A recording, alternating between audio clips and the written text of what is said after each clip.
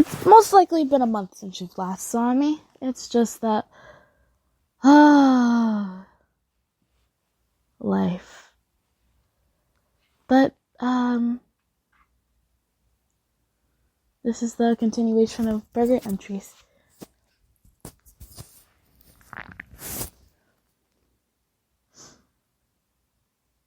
I was not prepared for what I found in that tunnel. It stretched out for over a mile in the back of what should have been a 3x3 interior of a porta-pot. I'd been led there by a flying brain, and what I found still succeeded in surprising me. I'd planned to come prepared, but there was ultimately little that I thought would be useful. I packed a store-bought survival kit, ropes and flares and whatnot, and a heavy metal snow shovel. The only weapon I really thought would accomplish anything.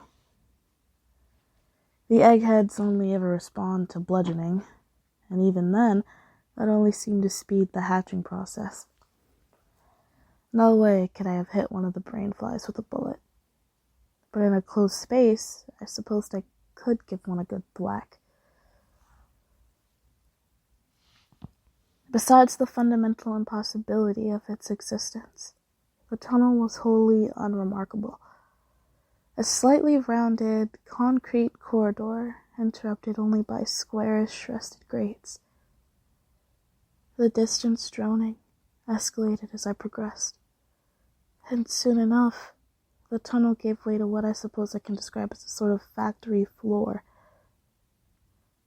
I don't know how long I spent just standing slack-jawed, my brain fumbling over itself trying to process everything I was seeing. I think of everything that comes to mind when I hear the word machinery. Turning cogs, conveyor belts, churning pistons, whirling fans, mechanisms of every conceivable design, and then some. Cranking and pumping away the space so vast that no floor, ceiling, or walls could be seen in the distant darkness.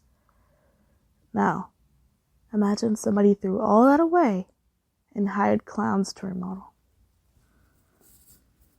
50 or 60 years of neglect later, you might have something close to the Burton-esque hell I'd stumbled upon.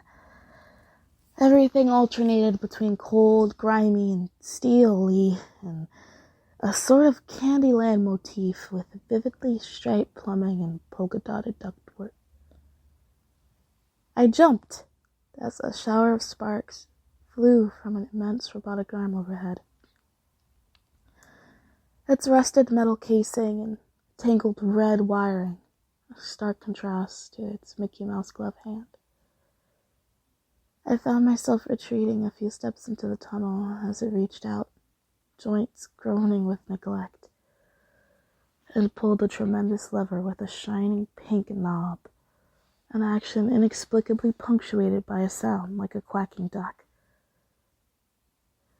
Instantly, a checkerboard-looking conveyor belt squealed to life, issuing forth a procession of what may have been dead pigs, though I couldn't see their heads or even the ragged stumps where any may have once been attached. With a ridiculous slide whistle sound, another huge object rose into view. An angular pink and purple funnel the size of a swimming pool. One by one, the mystery carcasses tumbled off the belt into the huge trumpet, each followed by a torturous rendering sound and a brief but voluminous geyser of thick brown blood. The stink was overpowering. Mesmerized by the spectacle of Willy Wonka's sausage factory, I nearly fell on my ass as a large object shot over my shoulder. A brainfly.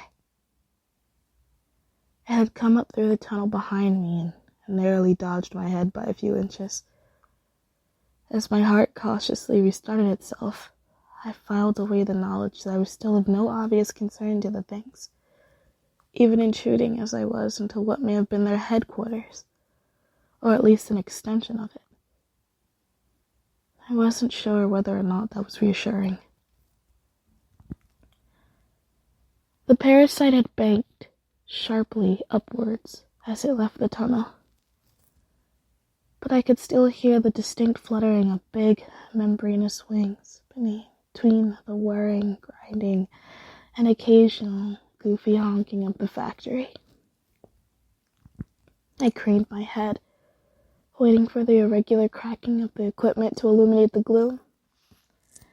Sure, I could see hundreds, thousands of glistening pinkish shapes passing a good 10 to 15 stories overhead, all in the same direction. I followed. A network of catwalks made navigation relatively easy, and I was usually able to keep sight of the concrete wall I emerged from. Tunnel entryways were frequent, brainflies periodically zipping through to join their brothers and sisters above. Even if I lost my way, I was confident that another tunnel might empty back into the real world, and probably in a populated area. They needed bodies, after all. I shuddered. Not at the thought, but at how casually the thought had come. I was growing too used to this, uncomfortably comfortable. The Cistern slaughterhouse offered no shortage of grotesque spectacles. Rivers of meat, slush, oozed their way along metallic chutes as wide as city streets. Putrescent corpses bobbing sluggishly in the current, and sometimes against it. Towering circular saws loomed like macabre Ferris wheels, chewing their way through slabs of solid, fresh meat that could have fed whole towns. What living thing could even have that much flesh on it? A steady splattering turned out to be a blender the size of a small house. Literally just a scaled-up household blender. It even had a giant-sized dial, I'll bet, with only one labeled setting. Excite. I suppose you could describe the endless truckloads of live, white mice pouring into it as excited, in a sense. I passed bubbling lakes of entrails, fermenting tanks of gasping fish heads, mountains of broken, bloodied bone. An endless procession of meat hooks ferried a bizarre menagerie of carcasses along a tangled railway system, from skinned cattle to things I doubt you would have found in any textbook. They were insect-like forms as big as a man, tentacled masses dribbling oddly colored ichor and something I can only describe as a hairy swordfish. Their cargo was so twisted, it was some time before I even noticed what was wrong with the meat hooks themselves.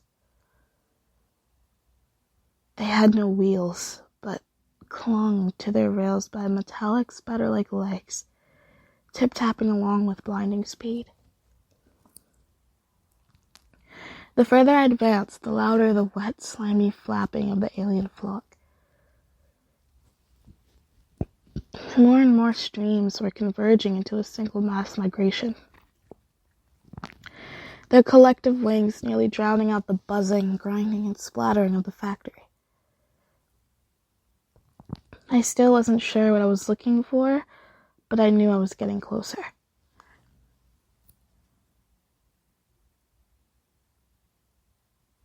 Entry 5.2. I had ascended 6 levels from my starting point when I had my first run-in with the non-brainfly life.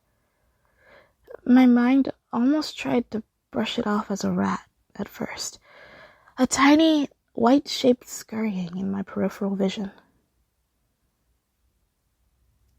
We both froze when I moved in for a closer look.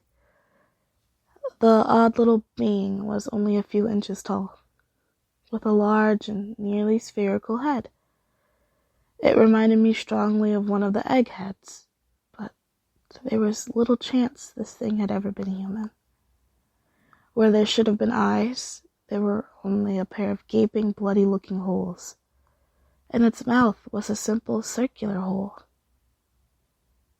and its pale, translucent little hands.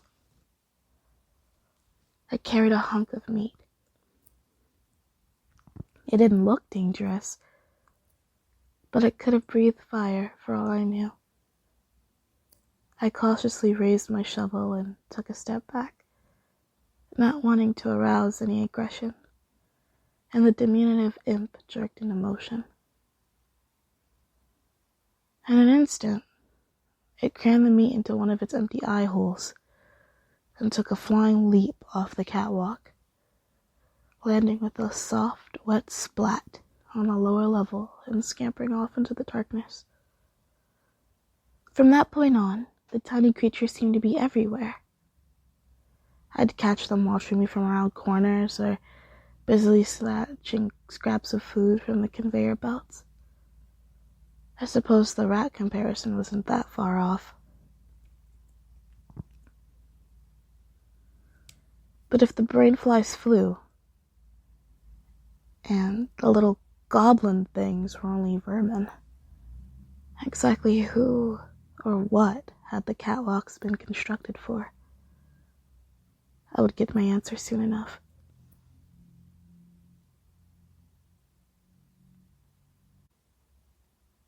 Entry 5.3. Following the airborne river of winged brains, I was ultimately brought to what seemed at first to be a steel wall, held together with colossal beams and rivets. To either side, it appeared to gradually curve away. The exterior of a roughly circular structure. High above me, my stream of brain flies were pouring through a grated porthole 100 feet wide. Gapes just large enough to accommodate their wingspans.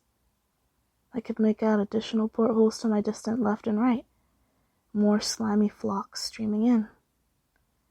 This had to be it. Home base. The mothership. The catwalk continued through a significantly smaller porthole into something like a vast stadium. Distant electric lights confirming a circular shape about a mile across. Its floor was solid, polished concrete, while its ceiling was obscured by a torrential storm of living bodies. Dozens of brainfly streams converging into the open roof of a looming concrete tube at the center of it all. A good 20 stories in height. An eerie green glow poured into the top of the monolithic tower like some doorway to another realm. A wormhole back to whatever obscene universe these things truly called home. A three-dimensional web of suspended pathways encircled it all, intertwining with a network of immense, grimy pipes a semi could have driven through. It was all so magnificent, so horrific, I almost didn't realize I was still moving forward. My jaw hanging in dumb fascination, nor did I immediately grasp the significance of a metallic sound from behind me. A sound like a gate being shut. My brain mulled over the thought for a few more moments before I wheeled around in a rush of panic. The tunnel had indeed closed off. The soft roar of the brain-fly tornado was joined by a new sound, not unlike the bleating of an alarm bell. And then came the meat. I had the good sense to start moving as soon as the nearest gaping pipe began to shudder and gurgle, trickling a thin stream of red-brown slime for a few moments before finally erupting with a torrent of chunky sludge. All meat. Meat and meat juice. A few yards away, another pipe vomited to life. At first, I thought the intention would be to drown me. I didn't doubt for a second that there was enough meat in the factory plumbing to fill this place completely, but it was quickly apparent that my demise wouldn't be so simple.